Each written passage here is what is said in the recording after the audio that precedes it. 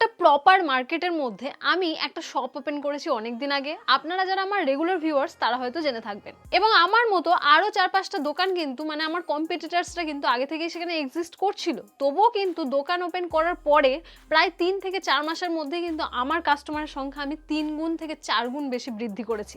কিভাবে করেছি, কি স্ট্র্যাটেজি লাগিয়েছি, সেই সমস্ত কিছু আজকের ভিডিওতে আমি ডিটেইলসে বলবো। তাই আপনারা যারা নতুন বিজনেস স্টার্ট করবেন বা করেছেন কিন্তু কাস্টমারের সংখ্যা কম, আপনার কম্পিটিটরসের দোকানে বেশি, তাদের জন্য আজকের ভিডিওটা একদম মাইলস্টোন হতে চলেছে। আজকের ভিডিওতে আমি নিজের এক্সপিরিয়েন্স শেয়ার করবো যে কিভাবে আমার কাস্টমার আমি বৃদ্ধি করেছি 3 থেকে 4 গুণ। মানে আগে আমার কাস্টমার যা ছিল তার থেকে 3-4 গুণ বেশি বৃদ্ধি করেছি, তাও আবার 2-3 মাসের মধ্যে। এবং আমার দোকান এমন কিছু পুরনোও নয়, একদম নতুন। তো সেখানে আমি কি কি স্ট্র্যাটেজি লাগিয়েছি সেই সমস্ত স্ট্র্যাটেজি আজকে আমি আপনাদেরকে বলবো। তাই আজকের ভিডিওটা খুব খুব খুব গুরুত্বপূর্ণ আপনাদের জন্য। আমরা সবসময় নর্মালি কিন্তু কম্পিটিশন ফ্রি বিজনেস চাই, হ্যাঁ কি না? আপনিও তো চান যে আপনি একটা দোকান করবেন, সেখানে আপনার মতো আর কেউ থাকবে না, আপনি একাই বিজনেস করবেন। আপনি যেখানে দোকান করবেন সেখানে মাইল মাইল পর্যন্ত শুধু আপনার দোকানটাই থাকবে, সব কাস্টমার আপনার কাছে আসবে। এরকম কিন্তু কোনোদিন পসিবল না। এটা রূপকথাতেই পসিবল, আপনার স্বপ্নেই পসিবল। বাস্তবে কিন্তু এটা একদমই উল্টো। বাস্তবে আপনার পাশেই হয়তো আপনার মতনই আরেকটা দোকান খুলতে পারে, আজ নেই কাল খুলতে পারে বা 1 মাস পরেও খুলতে পারে, সেটা আপনি জানেন না। তাই কম্পিটিটরস কিন্তু আপনার থাকবেই, এবং তাদেরকে নিয়েই কিভাবে আপনি আপনার বিজনেসে কাস্টমার বাড়াতে পারবেন সেটা হচ্ছে সবথেকে বড় চ্যালেঞ্জ। তাই আজকের ভিডিওতে আমি বিশেষভাবে পয়েন্ট আউট করে বলবো যে অন্য দোকানের কাস্টমার কিভাবে আপনি আপনার দোকানে নিয়ে আসতে পারবেন। হতে পারে আপনার দোকানটা 1 মাস বা 2 মাস পুরনো, সেটা কোনো ব্যাপার না। আমাদের মাথায় সবসময় আগে একটা ব্যাপার চলে আসে যে আমি দোকান ওপেন করবো, আমাকে হয়তো 1 বছর বসেই থাকতে হবে, কোনো কাস্টমার হয়তো আমার কাছে আসবেই না।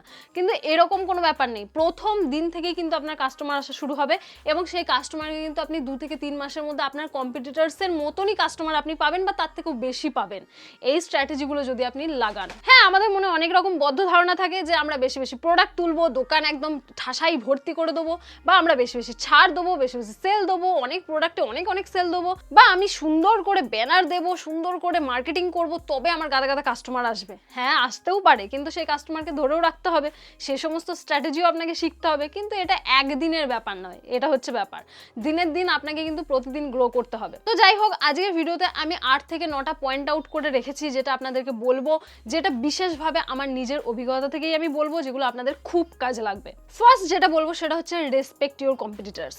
আপনার পাশে আপনার মতনই যার দোকান রয়েছে তাকে রেসপেক্ট করা শিখুন। তার কারণ আপনার থেকে তার অভিজ্ঞতা কিন্তু বেশি, তাকে হিংসা করবেন না, রেসপেক্ট করা শিখুন। যখন আপনি রেসপেক্ট করবেন তখন তার থেকে কিন্তু অনেক কিছু আপনি শিখতে পারবেন। আর সেটাই হচ্ছে আমাদের জীবনের প্রধান লক্ষ্য। যদি না শিখি তাহলে কিন্তু কাস্টমারকে জীবনেও ধরে রাখতে পারবো না। অনেক বিজনেসম্যানই দেখবেন যখন কোনো কাস্টমার এসে পাশের কম্পিটিটরসের বা পাশের তার মতো যার দোকান রয়েছে তার ব্যাপারে দুটো একটা কথা বলে, তখন কিন্তু সে একদম হিংসায় জ্বলে যায় এবং তার ব্যাপারে নানান রকম কথা বলা শুরু করে দেয়, তার সমালোচনা করা শুরু করে দেয়। এইগুলো কখনোই করবেন না। আপনার কম্পিটিটরসকে সম্মানের সাথে কিন্তু ইগনোর করা শিখবেন। মানে কাস্টমারের সামনে কিন্তু সব সময় সম্মানের সাথে নিজের কম্পিটিটরসকে ইগনোর করবেন। না তো তার সম্পর্কে ভালো ভালো কথা, না তো তার সম্পর্কে খারাপ খারাপ কথা, কিছুই বলবেন না। সম্মানের সাথে হেসে কিন্তু এই কথাগুলোকে ইগনোর করবেন। আর কখনোই নিজের কম্পিটিটরসকে নিয়ে কিন্তু কাস্টমারের সাথে সমালোচনায় একদমই যোগ দেবেন না। তার দোকানে যে প্রোডাক্ট রয়েছে সেই প্রোডাক্টের গুণগত মান নিয়ে বা তার ব্যবহার নিয়ে, তার মানে সমস্ত বিষয় নিয়ে কিন্তু কখনো কটাক্ষ বা সমালোচনায় যুক্ত হবেন না। এটা কিন্তু বিশেষভাবে মনে রাখবেন। আমি সবসময় মার্কেট স্টাডি করে থাকি, আর মার্কেট স্টাডি করে আমি এরকম অনেক জায়গা দেখতে পাই, অনেক বিজনেসম্যানকে দেখতে পাই যারা কিন্তু অন্য দোকানের বদনাম করতে থাকে।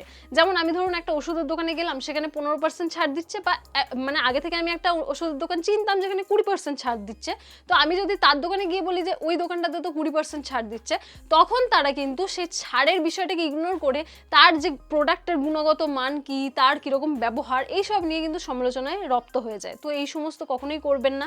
সবসময় চেষ্টা করবেন কম্পিটিটরস যেটা করছে সেটা আমাকেও শিখতে হবে, এবং হিংসা না করে কিন্তু আমাকে তার থেকে তার অভিজ্ঞতাগুলোকে শিখতে হবে। সে এতদিন ধরে বিজনেস করে এসছে, তার নিশ্চয়ই কিছু অভিজ্ঞতা রয়েছে, তবে তার কাছে এত কাস্টমার যায়। তো কেন যায় সেটা জানার জন্য কিন্তু তাকে রেসপেক্ট করা খুব বেশি জরুরি। সেকেন্ড যে পয়েন্টটা বলবো সেটা খুবই ইম্পর্টেন্ট, সেটা হচ্ছে নিজের যে কম্পিটিটরস রয়েছে বা আপনার মতো দোকান বাজারে আরো যে 2-3টে রয়েছে আপনার আশেপাশে, তাদের কিছু না কিছু দুর্বলতা রয়েছে, সেই দুর্বলতাগুলোকে পয়েন্ট আউট করুন।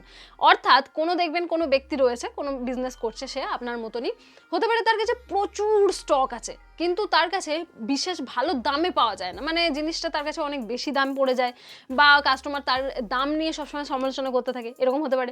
বা এরকমও হতে পারে যে তার ব্যবহার খুব ভালো কিন্তু তার দোকানে কোনো স্টকই নেই, সেরকম টাইপের কোনো স্টক বা ট্রেন্ডিং যে সমস্ত স্টক আমাদের রাখা দরকার সে সমস্ত স্টক নেই। বা হতে পারে তার কাছে ভালো স্টকও আছে, ভালো ব্যবহারও আছে, কিন্তু তার দোকান খোলার টাইমিং একদম ভালো না, সে হয়তো খুব কম টাইম দোকানটা খুলে রাখে। বা এমনও হতে পারে যে দোকান খুলে রেখে মালিক সেখানে থাকে না, শুধু কর্মচারীরা থাকে এবং সেই কর্মচারীদের ব্যবহার ভালো না। এইটা জাস্ট আমি উদাহরণ দিলাম, এরকম কিন্তু নানান রকম দুর্বলতা যে কোনো বিজনেসম্যানদের থাকবেই থাকবে, সব কিছু পারফেক্ট কিন্তু কারোর হয় না। মানে কম্পিটিটরসের যে দুর্বলতাটা রয়েছে সেটা কখনোই নিজের বিজনেসে আনতে দেবেন না। যদি সে কম টাইম দোকান খোলা রাখে তাহলে আপনি চেষ্টা করবেন তার থেকে অনেক বেশি টাইম দোকান খোলা রাখার। যদি তার কাছে স্টক, প্রোডাক্টের স্টক অনুযায়ী, প্রাইস অনুযায়ী তার কাছে যদি হেরফের হয়, তার যদি বেশি স্টক না থাকে বা বেশি যদি স্টক আছে তবুও তার কাছে প্রচুর প্রাইস, তাহলে আপনি সেই জিনিসটা নিয়ে শিখবেন যে আপনার কাছে স্টকও ভালো রাখবেন, আবার প্রাইসও কিন্তু কম্পিটিটরসের থেকে সামান্য কম রাখবেন।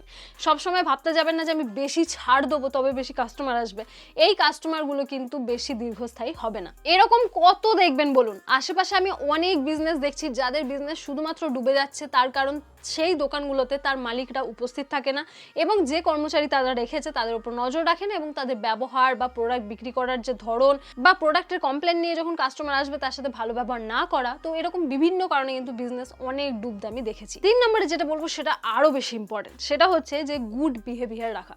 আমরা হয়তো এটা সবাইকে বলেও থাকি যে বিজনেস করতে গেলে ভালো ব্যবহার রাখতে হবে, কিন্তু কোনটা আসলে ভালো ব্যবহার সেটাই আমরা বুঝতে পারি না।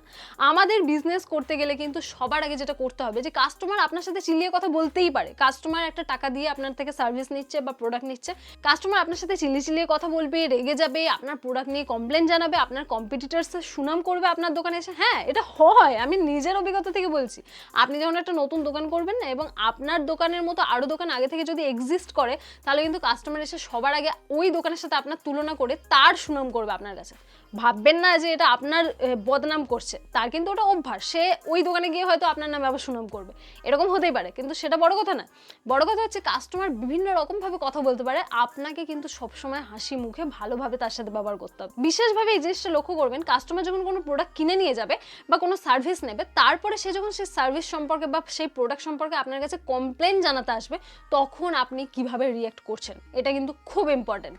আমি বিভিন্ন জায়গায় দেখে থাকি, ধরুন আমি একটা বেডশিট কিনলাম, সেই বেডশিটটা বাড়িতে এসে দেখলাম যে কোনো জায়গায় ছেঁড়া রয়েছে, ফুটো রয়েছে, তো সেটাকে যদি আমি এক্সচেঞ্জ করতে যাই তখন কিন্তু সেই দোকানদাররা একদমই কিন্তু মানা করে দেয়।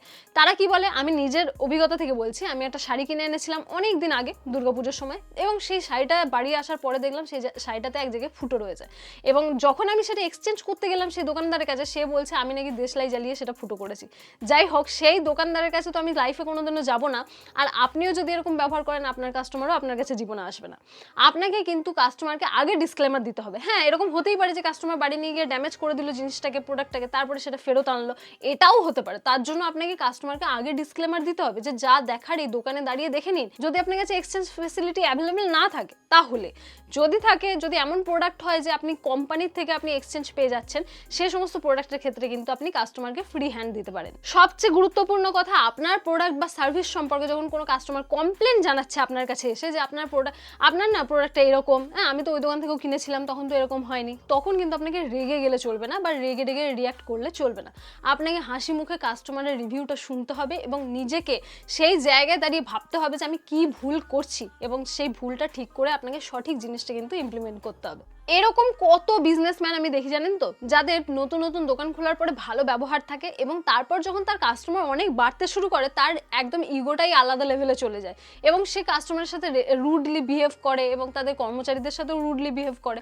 তো সবার আগে মনে রাখবেন যে বিহেভিয়ারটা হচ্ছে সবচেয়ে বেশি ইম্পর্টেন্ট যদি আপনি বিজনেস করতে আসছেন। তো যদি আপনি সরকারি চাকরি করতে চান তাহলে কিন্তু আপনার বিহেভিয়ার নিয়ে কেউ ধুয়ে খাবে না, কিন্তু আপনি যদি বিজনেস করতে আসেন তাহলে কিন্তু আপনার বিহেভিয়ারটাই হচ্ছে সব থেকে মোস্টলি ইম্পর্টেন্ট। আপনি কাস্টমারের সাথেই বলুন বা আপনার কর্মচারীর সাথেও বলুন বা আপনার ওপর লেভেলে যারা রয়েছে তাদের সাথে বলুন বা আপনার কম্পিটিটরস বলুন, সবার সাথে বিহেভিয়ার কিন্তু খুব ভালো রাখতে হবে। 4 নম্বরে যে জিনিসটা আপনাকে মনে রাখতে হবে সেটা হচ্ছে কাস্টমারের টাকার মূল্য রয়েছে।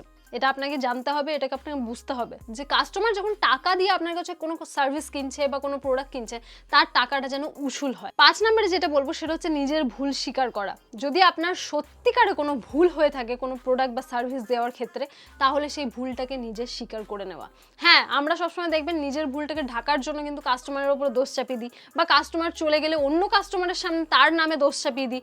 এরকম আমরা করেই থাকি নিজের ভুল ঢাকার জন্য। এটা একটা মানে কি বলবো, মানুষের একটা ধর্ম এটা। তো এটা করবেন না। যদি আপনার সত্যিকারে নিজের ভুল থাকে, তাহলে আপনি সেই জিনিসটাকে শুধরানোর চেষ্টা করবেন। কাস্টমারের উপরে কিন্তু দোষারোপ করবেন না। সেই কাস্টমার তো নষ্ট হবেই, অন্য কাস্টমারকেও যাদেরকে আপনি তার গল্পটা শোনাবেন তারাও কিন্তু নষ্ট হবে।